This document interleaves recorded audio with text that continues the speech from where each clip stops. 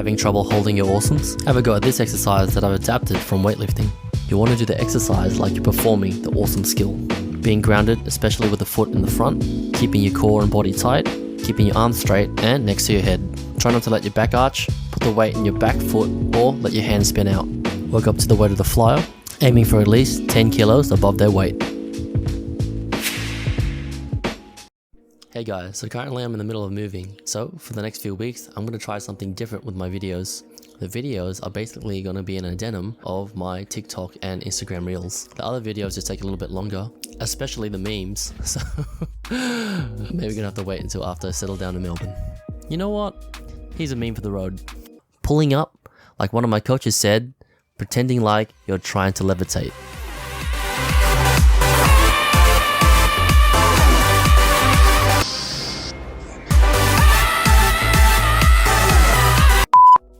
So there's lots of things to consider when it comes to the awesome skill. The one thing that's the most important is, are you able to hold up the flyer's weight over your head? So the exercise that I provided before gives a basic assessment on where you're at with your strength when it comes to holding a flyer up with one arm. Having the flexibility to have your arm closer towards your head and understanding concepts such as joint stacking and using your entire kinetic chain will also be beneficial in learning the awesome skill.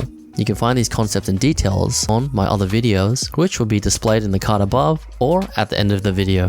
So let's look at the most common problems when it comes to the awesome skill. So firstly, this is a unilateral skill, which means you're holding it up with one arm instead of two arms. This means there's an element of rotation that you haven't been subjected to if you've only been performing bilateral skills. So this rotation throws off a lot of people because the base is already focusing on trying to hold the flyer up with one arm. So if you get your strength pat down, then that's one thing less you have to think about when it comes to performing the awesome skill. The second thing is, because it's a unilateral skill, the weight distribution is normally different across your feet. That's why we go into the box stance or staggered stance to help balance the uneven weight distribution across both feet. The box stance also provides better balance if the flyer were to go forward or out to the sides, allowing you to bring your hips underneath the flyer without taking a step. This would be harder to do if the flyer went forward in a normal stance. That's why you see most people take a step forward with the hand that they're going to hold the awesome in. Not to say that it can't be done, but it's normally a bit harder to readjust if anything goes wrong.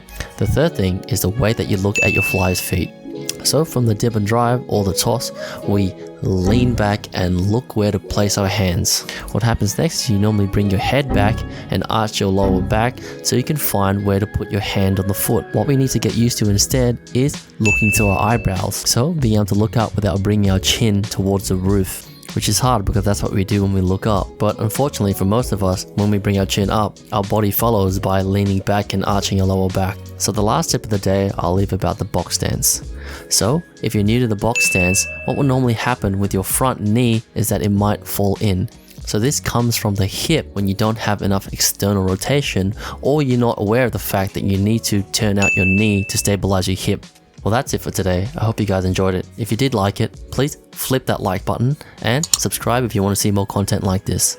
Let me know any other issues that you have with the awesome skill or any other exercises that you use to get your unilateral skills more consistent.